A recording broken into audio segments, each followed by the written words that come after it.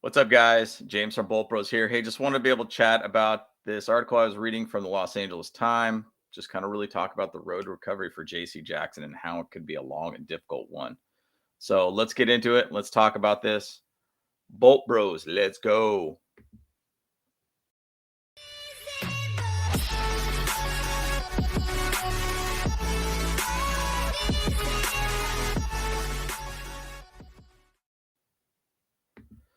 So I know I've been on this podcast, been a big fan of JC Jackson and kind of what he could bring to this team. We know who he was and why we signed this guy for $82.5 million. It's been a tough road for him thus far. If you look in preseason and camp, he was looking like the guy that we signed, the $82.5 million guy. And then next thing you know, we got an ankle surgery and that became an issue and that put him out for a little while. Came back and when he did play, he just didn't look like the same guy. He was just saying he was 70%, 80%, 90%. He was getting there. I felt like there was going to be this game where he just breaks out and he has all the confidence in the world and he'll be, Mr. INT, and then with this last game, it was tough watching that injury happen. So what I wanted to just talk about is what do we look at here from this point and what's his recovery and what's his success rate to be able to come back from this and what could have been prevented and even talk about our medical staff here too. So, you know, this is an article written by Jeff Miller from the Los Angeles Times. And so this is a tough time for JC Jackson. This is a tough injury to come back from. Timothy Gibson talks about it. Says, for his position, this is a tough injury.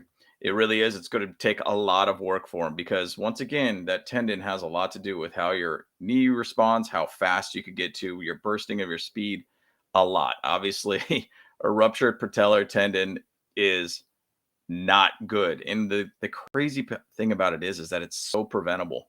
I mean, even things like just squats, things like, being able to just do leg lifts too, and doing those little things, icing it, just staying off your feet.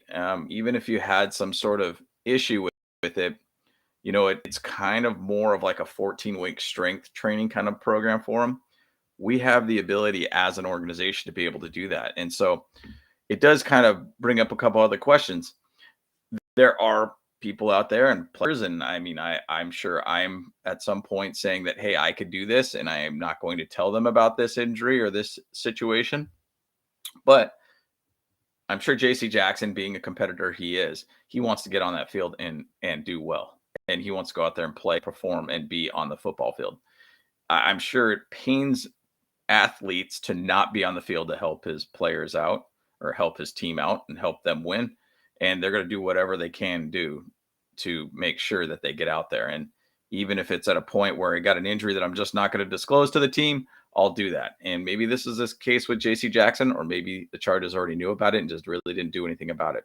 I saw another doctor that talked about this injury and they said, hey, man, they could have actually looked at that patellar tendon and said, hey, look, it looks pretty bad. I don't think it's a good time for you to go out there and we need to strengthen up that knee.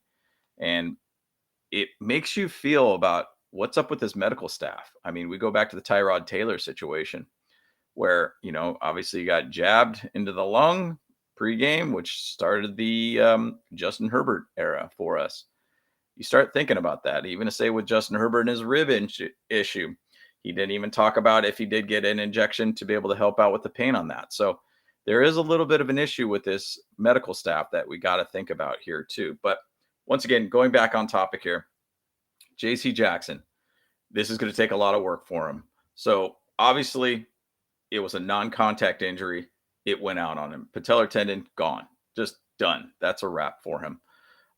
One thing I wanted to point out here, the long road is going to be long and hard, and it's really going to depend on JC Jackson on what he wants to do and how determined he wants to be able to find a way back on this. So a study published back in June 2016, the American Journal of Sports Medicine found out that only 50% of players after having surgery on the torn patellar tendon came back. I mean, that's not a very good percentage to see. I mean, it's a tough injury. It's going to affect you quite a bit. It possibly will be not the same. You might not have the same burst. You might not have the same twitchiness that you need as a cornerback. You might just not come back as the player that we all thought he was and who we thought we signed. So, um, just to follow up on that, of those who did make it back, saw their careers cut short, their previous levels of performance go unmatched. Completely changed player.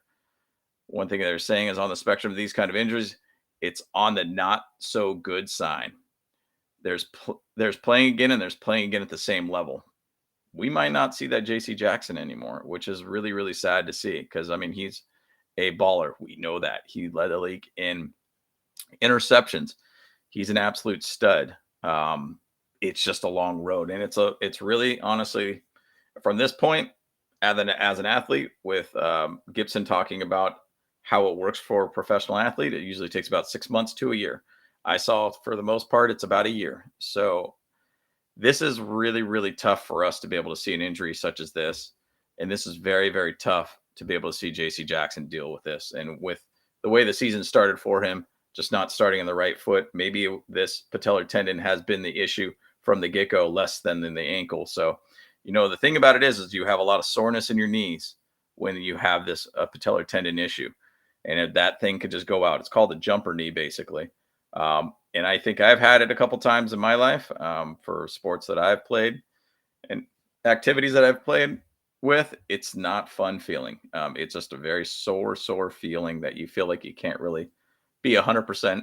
And obviously, as a cornerback, you're running around all the time, jumping and doing a lot of various activities that could really blow that thing out, just what happened here. So athletes that have had that patellar tendon rupture, if anybody remembers Victor Cruz, it happened to him.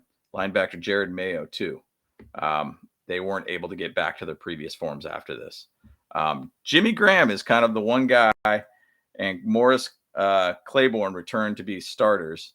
So those are the two guys that actually, in the most recent era of football, that came back, became a Pro Bowl player, and Claiborne became back as a starter. So it is, once again, if we're just naming 50%, that's 50% right then and there between those four players. Really what it is about getting that rehab going.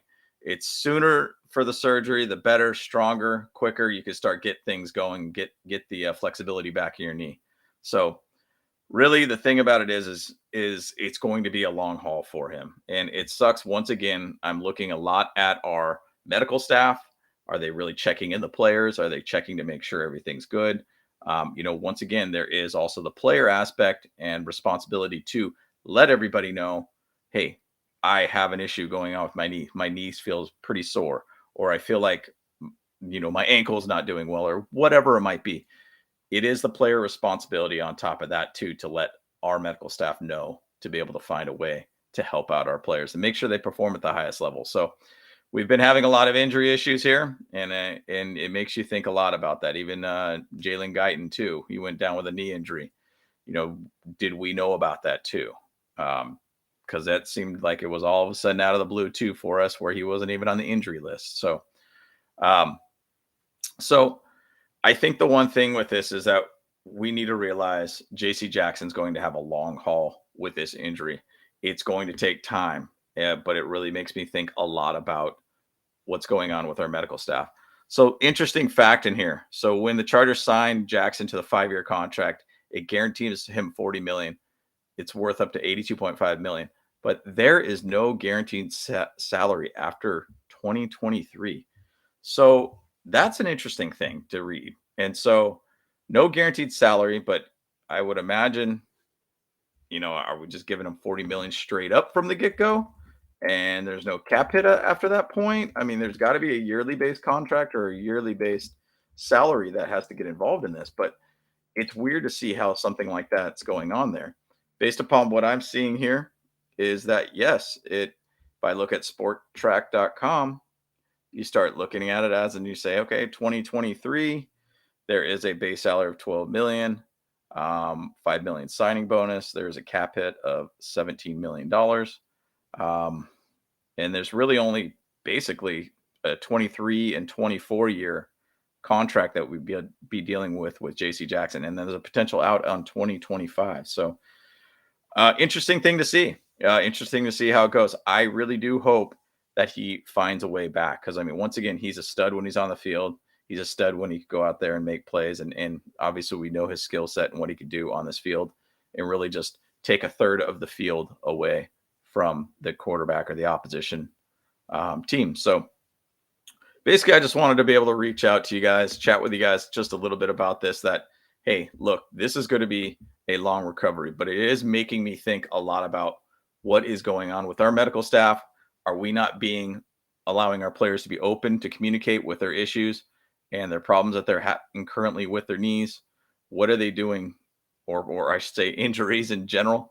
What are they doing that's not allowing this openness to happen? So I just want to hear from your guys' thoughts on this. I'm sad that JC Jackson is out. I was really hoping for him to have a good, solid season with us, but I really hope that he has a quick, swift recovery. So, once again, just want to hear from you guys. I want to hear what your guys' thoughts are, comments, questions, and anything that we might be able to develop more about this subject. So, once again, James from Bolt Bros, appreciate you guys checking it out, and talk to you guys soon. Let's go.